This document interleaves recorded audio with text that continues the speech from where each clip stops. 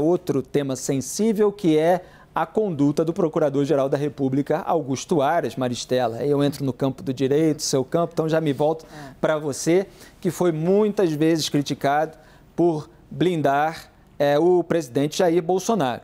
Só que o mandato dele continua durante o governo Lula. Já houve, inclusive, no caso do orçamento secreto, se não me falha a memória, foi recente, em que houve uma mudança de posição já do PGR, que falou que antes houve um problema de cognição incompleta e aí ele mudou a posição quando viu que estava se formando uma maioria dos ministros para derrubar esse mecanismo. Agora, portanto, Jair Bolsonaro deixando o poder, Lula assumindo, ele toma uma decisão contrária aos interesses do Bolsonaro. Então, assim, sempre fica no ar uma questão política, lamentavelmente, eu digo, por trás de decisões técnicas, que às vezes podem ser absolutamente legítimas, aí cabe a sua análise. Como é que você avalia?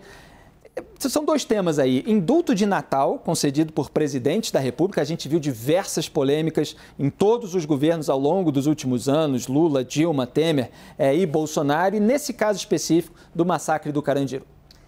Você trouxe dois temas super interessantes e importantes. O primeiro, da escolha desse procurador, né? Talvez aí eu pego carona nos comentários do Boris, precisa ser uma escolha muito mais técnica do que política, né? Quer dizer, quem é essa pessoa que vai chegar lá? Geralmente o presidente puxa alguém que ele já sabe mais ou menos para que time torce, já tem uma certa, a gente chama isso em direito captura, né?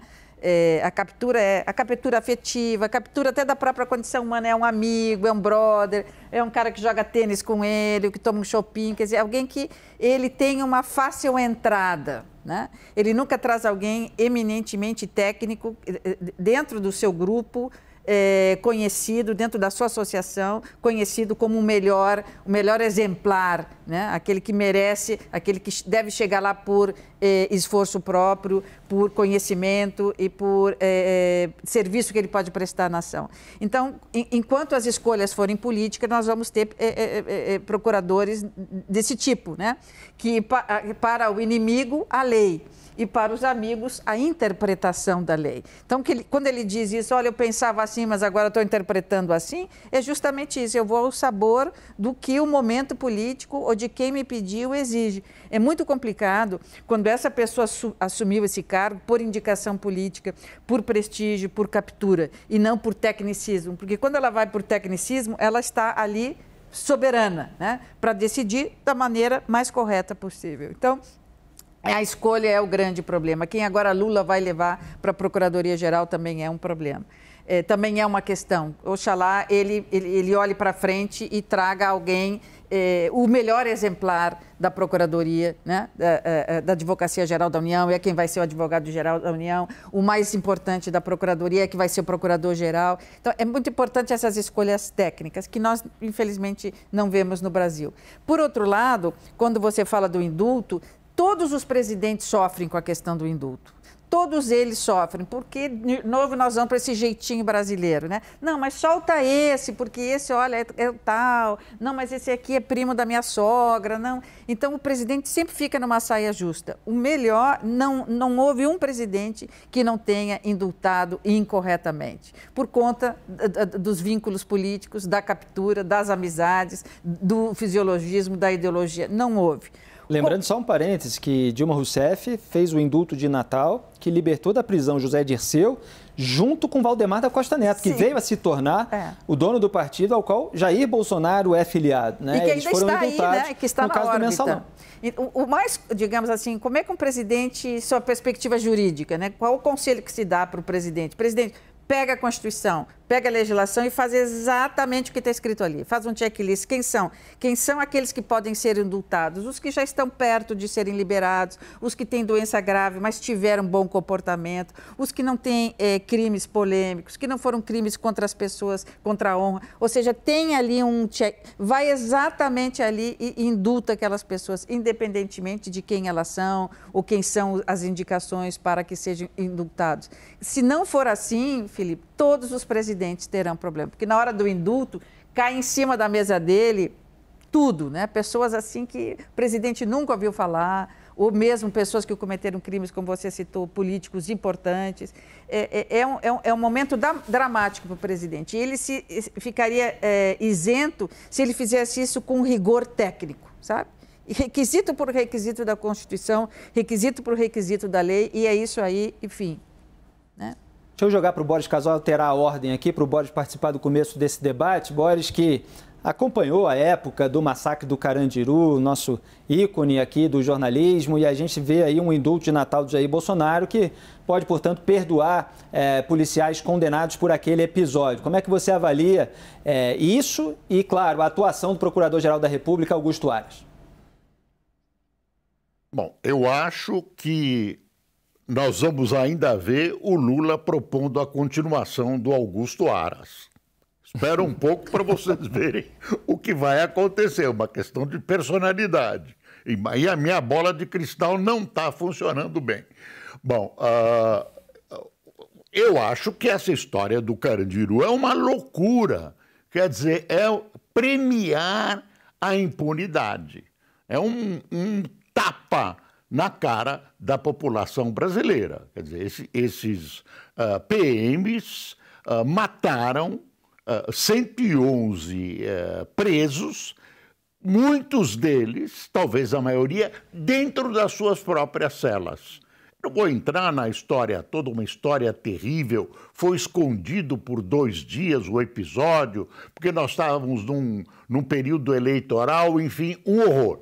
Agora, o horror maior é que esse processo demora 30 anos. 30 anos. Estávamos falando do STF.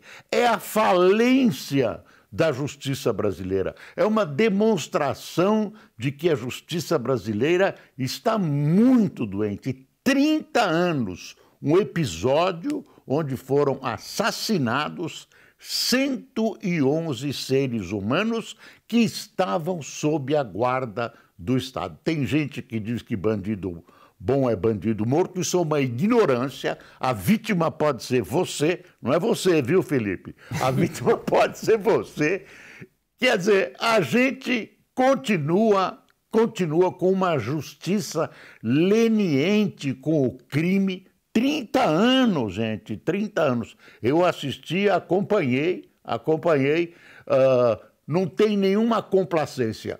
Criminoso tem que ser punido dentro da lei, não pode fazer justiça com as próprias mãos. A PM errou, esses PMs erraram, precisavam ser punidos e espero que agora o Supremo recue, né? Faça recuar essa coisa horrível e faça essa questão voltar aos seus trilhos e que essa gente seja julgada, embora depois de 30 anos. É isso. Obrigado, Boris, inclusive por me eximir aí de ser alvo de qualquer coisa. Hélio Beltrão com a palavra. Pois é, eu acho que eu queria levantar o seguinte, uma discussão que a gente teve aqui outro dia, que está no pedido da PGR para o Supremo, que é: pode o indulto absolver gente que hoje, a critério de hoje, cometeu crime hediondo? Porque teve a discussão, não, você não pode retroagir um crime, na época, em 1992, o que eles fizeram não era considerado crime hediondo. Sim, mas não está se discutindo aumentar a pena deles ou não, ou julgar com outra regra. Mas a regra do indulto diz que você não pode, hoje, indultar gente que cometeu crime hediondo. O fato de ter sido condenado ou não, me parece que há uma discussão a fazer. Mas não é óbvio o ululante, como eu acho que a interpretação do presidente foi, de que, como o crime à época não era hediondo, eu posso indultar hoje. Não, porque o indulto diz que você não pode indultar crime hediondo na data de hoje, não importa se ele foi julgado ou não. Na esfera penal, a lei não retroage para prejudicar. Uhum. É o único campo do direito que a lei sempre ela editada, ela vigora daqui para frente. Uhum. A penal, ela só volta para trás se for para beneficiar, não para prejudicar. Então, digamos que ele interpretou a lei, aplicou a lei, né, sem nenhuma interpretação como você está fazendo. Então, você está dizendo que pode ser indultado? na cabeça dele pode ser indultado, mas o que você está trazendo é a perspectiva se é moral. Você não está perguntando se é legal, porque legal ele praticou um crime lá que não era. Então, a lei, pela Constituição, não poderia retroagir para prejudicá-lo. Né? Mas o que você está dizendo... Não está dizendo que é inconstitucional agora? Ela está dizendo... Mas há uma diferença entre considerar hediondo e a questão do indulto. São duas coisas diferentes.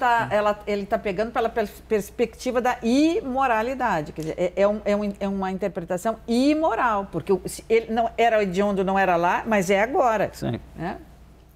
O interessante é que está no pedido da PGR. Sim, mas a cabeça do presidente não estava de todo incorreta. Tem uma boa disputa. O fato é que o Supremo vai decidir do jeito que ele quiser, né? Interpretar do jeito que ele quiser e pronto, está resolvido. Isso é fato. Resumindo. E só um rápido comentário sobre o PGR, o Aras, né? Ele já foi reconduzido, né? Então ele fica no cargo até setembro. O que ele pode fazer agora é trabalhar para ter um sucessor. Como o Lula já indicou que não vai usar a lista tríplice, né, que é sempre feita, e também tem a acusação de ser sempre corporativista, enfim, ser uma lista muito interna, né? Então o Aras já deve estar trabalhando ali para conseguir indicar um sucessor ali para a PGR. E lembrando que ele foi reconduzido pelo Senado Federal e houve uma complacência generalizada da classe política, todo mundo. Porque não é só agora que os petistas poderão querer que Aras fique, eles quiseram. O Aras foi super importante. Inclusive, na hora da escolha do Jair Bolsonaro pela primeira vez, eles deram ok, não houve grandes críticas. Eu entendo, claro, que o Boris falou, que o Lula eventualmente ainda vai reconduzir, mas é que os petistas já historicamente, nos 2 mandatos do Aras, não ofereceram resistência, não vieram a público para fazer críticas. É claro que em determinados momentos em que ele se posicionou ao lado do Bolsonaro, vieram algumas críticas, mas na hora da nomeação e na hora da recondução, que poderia significar ali aquela análise de tudo que ele fez, todos ali concordaram. Todos lembraram de uma grande bandeira do Aras, o fim das forças-tarefas. Aí une os 2 lados, está explicado. É a negociação, né? Aí eu tomo lá da cá, né? Você me garante isso e eu, por outro lado, garanto aquilo. E no caso da lista tríplice, é bom lembrar que Augusto Aras não estava na lista tríplice, quer dizer, Jair Bolsonaro escolheu um procurador-geral da República fora da lista tríplice, que são aqueles 3 nomes escolhidos pela categoria, quer dizer, agentes ali do Ministério Público Federal fazem uma eleição interna, tem os 3 mais votados, oferecem essa lista para o presidente, ele pode escolher o primeiro, o segundo ou o terceiro. O Aras não era nenhum dos 3 primeiros e o Lula não se comprometeu, e a apuração do jornalismo de bastidor traz que, e obviamente a nossa análise, que existe um temor de se nomear um novo Rodrigo Janot. Por quê? Porque o Rodrigo Janot era o primeiro da lista tríplice durante o governo de Dilma Rousseff. Dilma Rousseff escolheu o Rodrigo Janot, primeiro da lista tríplice, e depois de muita pressão, não foi no começo, o Janot chegou a propor uma denúncia, apresentar uma denúncia contra o PT em caso de organização criminosa, envolvendo Petrolão, etc. E numa escuta telefônica veio a gravação do áudio do Lula cobrando uma gratidão do Rodrigo Janot, quer dizer, reclamando que ele não estava sendo grato. Ou seja, como se a expectativa do atual presidente eleito fosse que o PGR manifestasse uma gratidão por ser escolhido e não denunciasse o partido, o governo, os aliados daqueles que o escolheram. Então, há aí toda uma questão também envolvendo o que vai acontecer agora sob essa perspectiva de blindagem da classe política, de um procurador menos acusatório, né, que não atue como aqueles procuradores que partem para a acusação, mas que seja mais garantista, né, nessa linguagem mais técnica jurídica. O que você acha, Maristela? Sim, por isso eu dizia, ele tem que ser o mais técnico possível. Ele tem que ter o menos... Por isso as indicações tríplices... Não que os políticos queiram o mais técnico. Mas ele tem como se manter nessa posição, né, da soberania do seu cargo, quando ele não faz essas relações, não frequenta as casas, não vai nos restaurantes, não é padrinho desse, né? Não vai no casamento daqui. Quando ele se mantém numa discrição, num lugar dele, ele consegue manter essa distância de pelo menos um braço daquele que lhe pede alguma coisa. Agora, escolher esse independente, digamos, é difícil, né? Porque você quer, como presidente, escolher alguém que pelo menos jogue no teu time. É muito difícil. Isso é uma mudança de mentalidade, como dizia o Boris, talvez a gente tenha esse Brasil, mas eu penso que a gente ainda vai levar uma geração para isso, né? Para que, de fato, a gente prestigie aquele técnico, a gente queira que vá lá o mais técnico possível, o mais discreto possível, o mais independente. Aí que entra o papel do Senado para aprovar ou rejeitar, né, uma indicação. O comprometimento nas entrevistas, quando vai sabatinar um candidato. Nos Estados Unidos, quando a gente vê, voltando aos Estados Unidos, uma sabatina de um indicado, nossa, é uma participação, inclusive, pública, né, do mundo acadêmico, das ONGs, das entidades internacionais. Quer dizer, aquela pessoa faz um preparo exaustivo para estar ali, né? E os parlamentares de oposição ao governo, principalmente, eles são de uma incisividade, alguns deles, nesses interrogatórios, porque são praticamente interrogatórios muito contrastantes com aquela cena que a gente está acostumado a ver no Senado Federal. A vida do povo está na mão daquelas pessoas. E porque aqui tem um fator também, eu já vou jogar para o Boris Casoy, que levantou o dedo, que no caso das indicações que a gente estava falando para ministro do Supremo Tribunal Federal, mas também no caso da PGR, porque o PGR denuncia os próprios parlamentares. Se encontrar uma sujeira, um escândalo de corrupção, etc. E a gente vê também a sabatina do Senado com ministros do STF, que são quem julgam os parlamentares. Então, existe um receio dos parlamentares de, eventualmente, se posicionarem contra o postulante ao cargo e, eventualmente, ser alvo de uma retaliação ou, pelo menos, de uma má vontade, digamos assim, ou de uma não complacência. Boris Casoy queria complementar, Boris Casoy de dedo levantado. É uma ordem, diga, Boris. O Eduardo tem razão, eu me equivoquei, porque o Aras não pode ser reconduzido. Então, para solucionar esse equívoco, eu sugiro uma PEC que vai ser depois julgada pelo Supremo e aprovada, e o Aras pode voltar triunfante, segurando aquele paninho bonitinho que ele carrega sempre para resolver os problemas. Como não ideia, mercadante, né? Como mercadante, agora você assumiu o BNDES, quer dizer, assim a gente vai resolvendo tudo. Sempre tem um jeitinho. Sempre tem uma PEC, né? Lembra quando os presidentes das casas legislativas, Rodrigo Maia da Câmara e Davi Alcolumbre do Senado, tentaram ali, numa articulação com o Supremo Tribunal Federal, rever uma questão legal para que eles pudessem ter mais um mandato quando não podiam mais? Quer dizer, sempre se tenta algum jeitinho. Muitas vezes se consegue, às vezes não. Diga, Eduardo. Foi por pouco que não passou. A opinião pública fez com que os últimos ministros eram plenário virtual. Então, os votos iam sendo contabilizados e o Fux ficou por último. Então, a pressão estava grande e ele até mudou o voto. Houve uma pressão grande na imprensa, nas redes sociais. Porque ia ser um drible à Constituição, né? Essa aprovação. Era um caso mais escancarado, porque a regra ali... ela era claríssima não e até raro, porque muitas vezes a nossa regra dá margem e tal, mas ali tinha uma vedação que queriam transformar numa possibilidade concreta. Agora, Maricela, você lembra de algum procurador-geral da República com esse perfil mais técnico? Porque se a gente lembrar, o PGR do Fernando Henrique Cardoso também foi acusado de engavetador-geral da República. Sempre. Quer dizer, sempre há esse tipo de acusação. Porque é essa tendência do presidente não querer se cercar do que é de melhor na técnica, mas sim do que tem um pouco de técnica, mas é o melhor amigo, melhor brother, aquele que vai garantir a manutenção das minhas políticas. É a questão da moralidade, né? O ato é legal, a nomeação é legal, mas muitas vezes ela é imoral. Enquanto a gente fala do Supremo Tribunal Federal, Felipe, eu queria só chamar a atenção para o fato de que... E o STJ? A gente foca no Supremo, mas as grandes questões financeiras, as grandes questões econômicas, elas estão no STJ.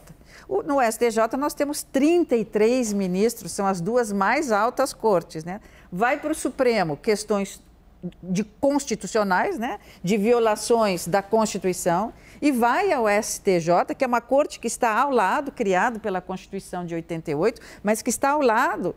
Vai para o STJ questões de violação de lei federal. Ou seja... E é uma corte para a qual o Jair Bolsonaro indicou recentemente 2 ministros. No caso do STJ, é uma lista quádrupla, né? Vem aqueles desembargadores do TRF, Tribunal Regional Federal, e o presidente escolheu 2 nesse caso, entre os 4. Há uma corrida, Felipe, para chegar lá, porque é o mesmo salário do Supremo, é a mesma carreira, a Boris também não se aposenta, ele vai até o fim, e ali corre muito dinheiro. Quer dizer, a parte financeira, econômica, industrial, comercial, empresarial do Brasil, corporativa, está ali. E a gente quase não presta atenção. Temos que prestar atenção, sim, porque a gente sempre diz, vai sair um ministro agora no STJ e o Bolsonaro ainda vai nomear um antes de ir embora, né? Então, as duas cortes são importantes, as duas cortes merecem a nossa atenção. E ainda tem todo um debate sobre o filhotismo. Conhece esse debate? Sim. Eu trato desse assunto há muito tempo. Eliana Calmon, já entrevistei, ela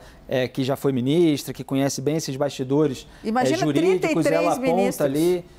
quer dizer, escritórios de advocacia ligados a tribunais, com familiares, quer dizer, toda uma questão moral ali bastante sensível, bastante delicada. Evidentemente, a gente não está fazendo nenhuma acusação, mas só colocando a questão para debate, porque envolve ali, como você está falando, processos de valores incríveis, exorbitantes.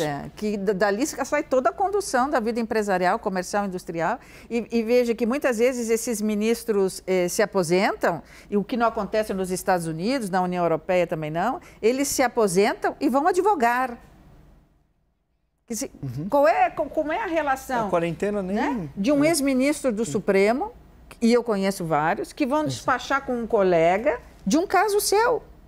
Eu já estive caminhando nos corredores do Supremo para despachar com um determinado ministro, eu vejo o outro ex-ministro entrando na porta do colega ex-ministro para despachar um caso dele, do seu escritório.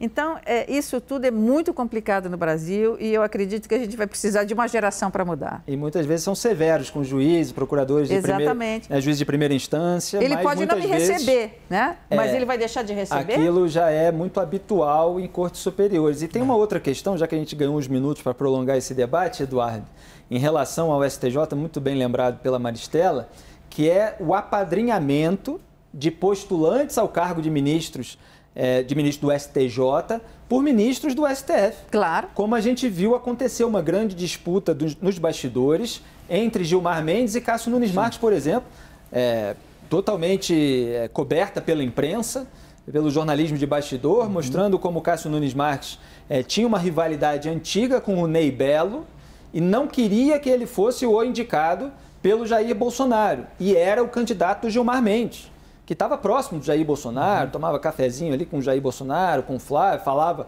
publicamente a respeito disso e parece que ficou incomodado porque, no final das contas, Jair Bolsonaro preferiu agradar aquele ministro que ele colocou no STF, que ele diz que é 10% dele, etc., ganhando ali a sua lealdade. Quer dizer, a polêmica, para entrar em todas aqui, chega a esse nível de ministros do STF fazendo uma campanha de bastidor para que o presidente da República nomeie alguém ali da sua preferência. Nesse caso, tem até o bastidor de uma visita num domingo à noite do ministro Cássio ao Bolsonaro no Alvorada, justamente para pressionar pela indicação do nome dele para o STJ, né?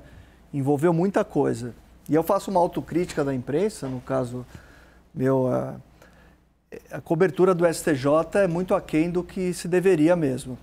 Nós, em geral, da imprensa, né? A gente olha muito para o Supremo e olha muito pouco para o STJ. E acontece muita coisa lá, né? Muita. Quando a gente procura, costuma achar boas histórias lá para contar. Sim.